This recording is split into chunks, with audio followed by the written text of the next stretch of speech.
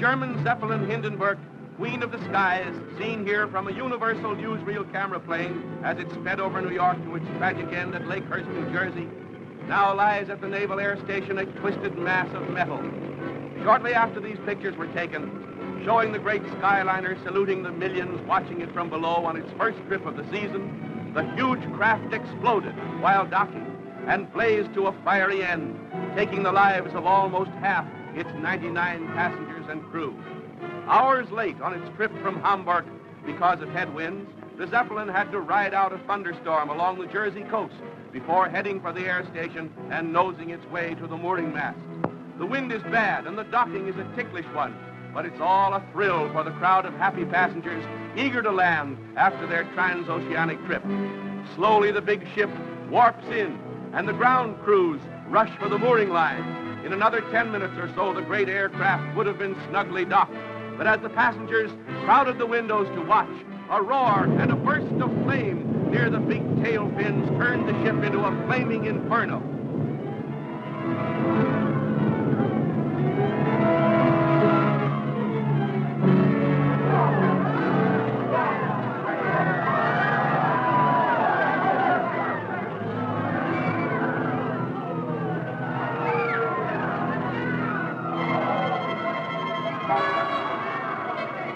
Passengers and crew, the fortunate among them, fell or jumped and were dragged to safety before the fiery furnace took their lives. Heroic work by Navy and Army men risking their lives around the white-hot skeleton snatched more than one dazed and half-burned passenger from the blazing wreckage. But for the most of those trapped in the incandescent tangle, there was no hope. It's the greatest of miracles that anyone came out of the disaster alive.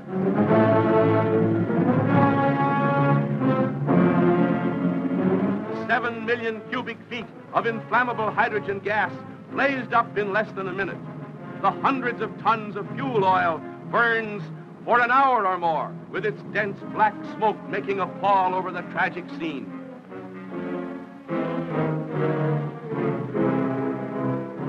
In all the history of air disasters, this is the worst, the most terrible.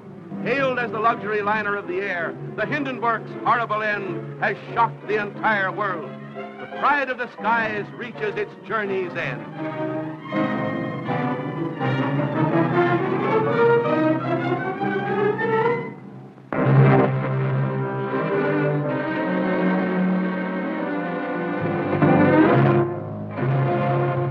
A twisted, tangled mass of seared girders and bits of blackened fabric are all that remains of the proud luxury airliner Hindenburg that lies at the Lakehurst Naval Station. The death list is now 35, with 10, including Captain Pruss, still on the critical list.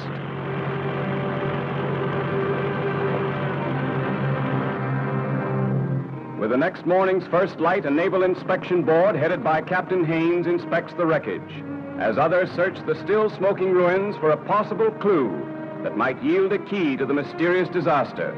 The remains of the Hindenburg will not be moved until the arrival of Germany's expert, Dr. Hugo Eckener, who heads a commission that will conduct an investigation simultaneously with the Department of Commerce.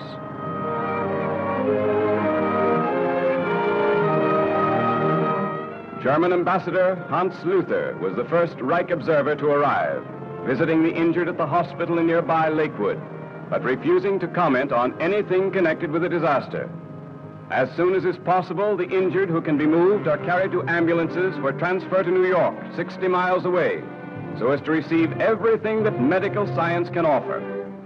Swathed in bandages, they may be more than thankful for their miraculous escape from the blazing inferno of the Hindenburg.